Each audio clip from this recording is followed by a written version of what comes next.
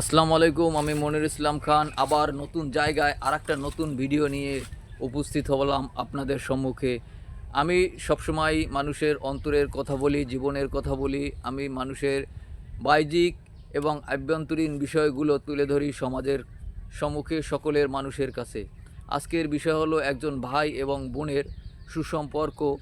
এই বিষয়গুলো বিস্তারিত আলোচনা, অর্থাৎ সংসারে যখন ভাই ব্রাদার, আমরা বোন সবাইকে নিয়ে ছোট থাকি, তখন কিন্তু আমাদের ভিতরে এ ধরনের হিংসা বিদ্বেষ কমই থাকে।